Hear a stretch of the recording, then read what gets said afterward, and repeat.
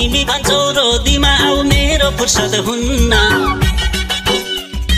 तिमी भन्छौ रोदीमा आऊ मेरो फुर्सद हुन्न मनमा आतुर लागिरहन्छ तिम्रो बोली सुन्न पानको पातैमा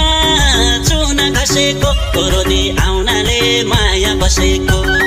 पानको पातैमा